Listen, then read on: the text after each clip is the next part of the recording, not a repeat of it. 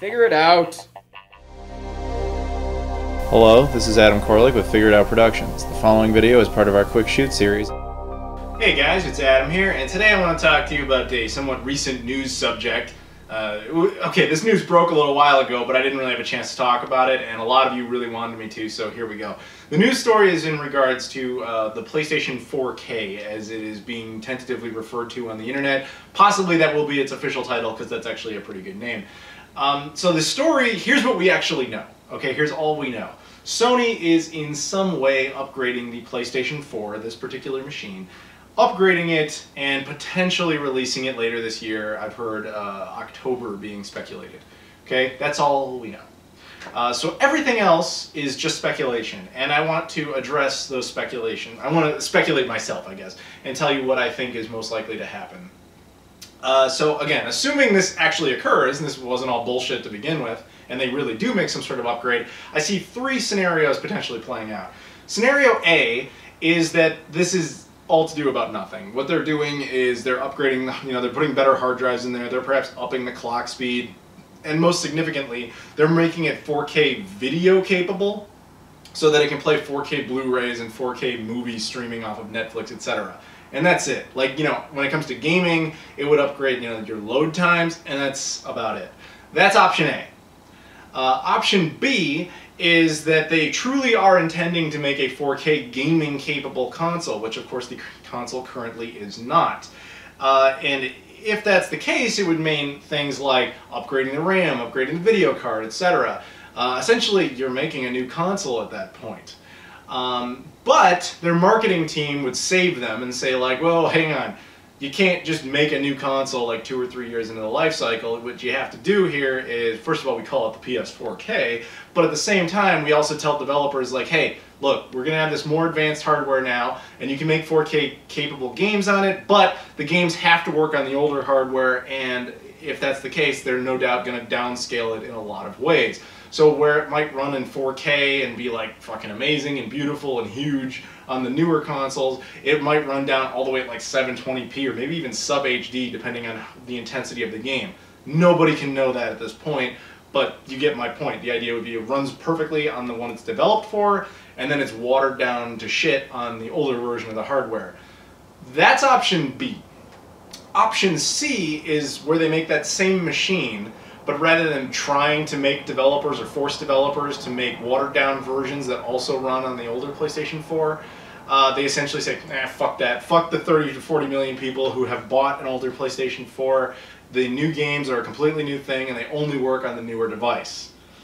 Ugh, that would not be good. So here's the thing. With consoles, this is unprecedented. With one of the standards of consoles has always been that when you buy a console, you're assured that regardless of when the game comes out, it will work on your console, regardless of what hardware iteration, etc. Yes, it might have, you might require special controllers for some sort of game, or it might require updates depending on what generation we're in, or, small little things like that. But, like for example, when Sega released the Sega Genesis Model 2, they didn't say, all right, everybody who had a Sega Genesis Model 1, you're fucked because all the games from here on out, now that we have the Model 2, will not work on the Model 1. They didn't do that. That would have essentially been a new console. And so there's really no precedent for upgrading your hardware like this mid-cycle. And I know people will throw out things like, hey, what about the 32X? Like that was a hardware add-on that Sega put onto the Genesis so that it only had that library of games. That's an add-on. Like, you weren't required to have that to play all the Genesis games. You were required to have that to play the 32X games. If Sony wanted to release some sort of external, CD-ROM, or CD-ROM, I can't even believe I just said that, some sort of, basically a disc-based driver or whatever, that you can plug into a USB port on the front, and then that played its own games, I mean, that would be a dumb as shit idea, but at least I would get where you're coming from. That would be an add-on. This is not an add-on, theoretically. It's upgrading the base of the system, and might as well be its own new console at that point.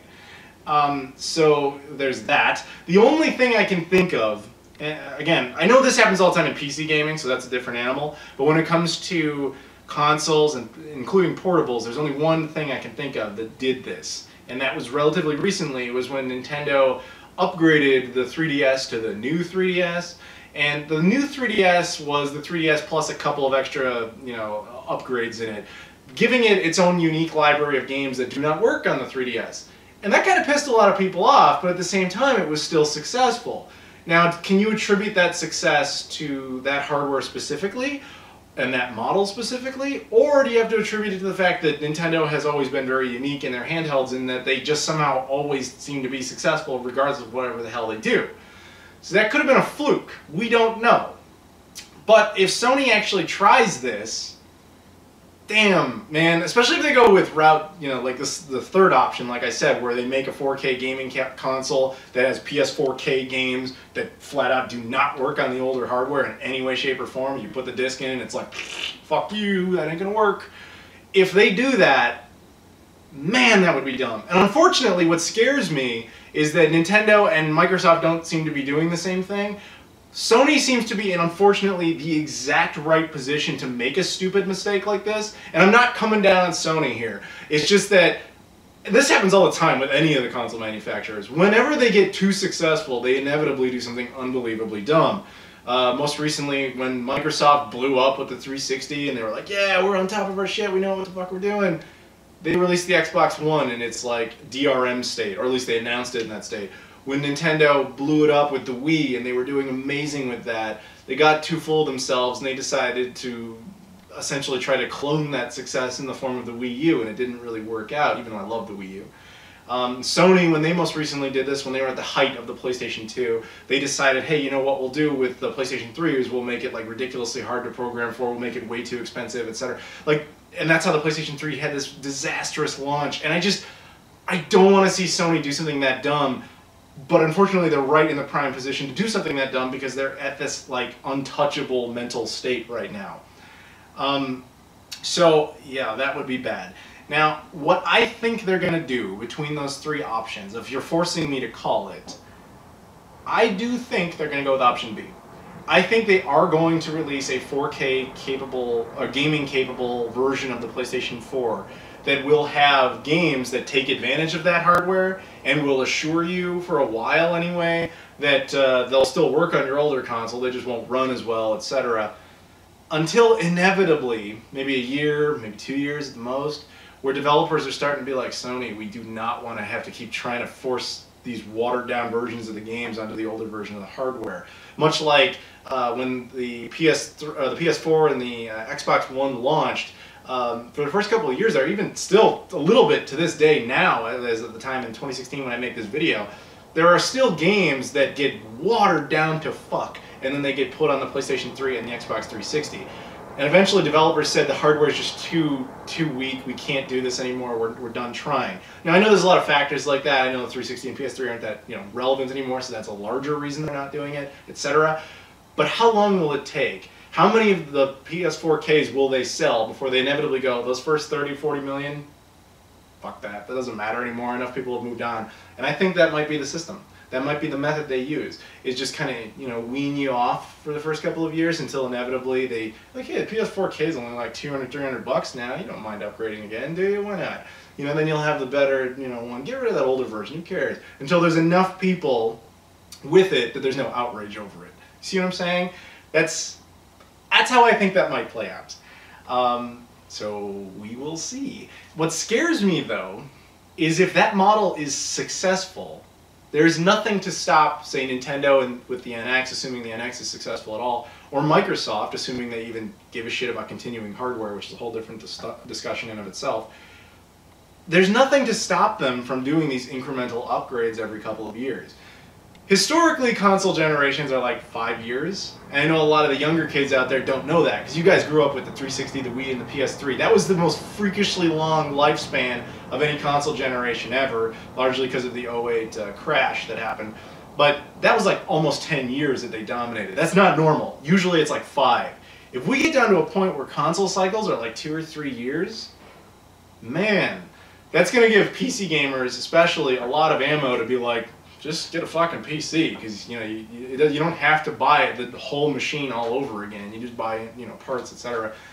And I don't know, man. Like it's hard to say. I would obviously recognize the benefits of the console being 4K gaming capable, etc. But I can't say I would run out and, you know, get one like launch day or anything. I think depending on what they do, if they force you to buy the 4K gaming version because they intend to release PS4K games that don't work on the older hardware, I don't know if I would support that, but if I did, it wouldn't be for a while. If they did the one I'm talking about where they upgrade it but the games still work on the older hardware, I again don't think I would run out and buy it right away, but I probably would get it eventually because eventually they're going to have a sale that's too tempting to pass up.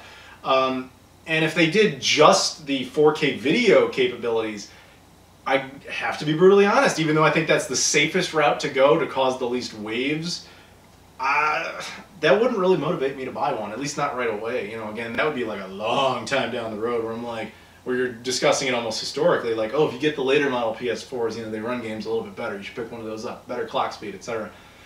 I don't know. How do you guys feel about this? Which of those three things do you think is the most likely? Or do you think there's another scenario I have not considered? Again, we're talking about if this happens. There's always the fourth option, which is that they don't do anything. Nothing ever comes of this. And all that reporting was just horrible and totally misleading and based on absolutely nothing.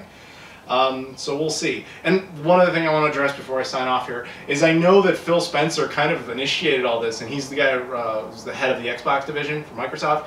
He started talking about wanting to do incremental hardware upgrades, and then all of a sudden he recanted the whole thing. So I will admit, it's a little suspicious that Microsoft, who brought this up, isn't doing this. But at the same time, maybe that was his way of hiding it and saying, we are doing this, and who knows? It's all speculation. But for now, we'll just speculate on the PS4K. Leave your thoughts below. Thank you very much for watching, and I'll see you all later.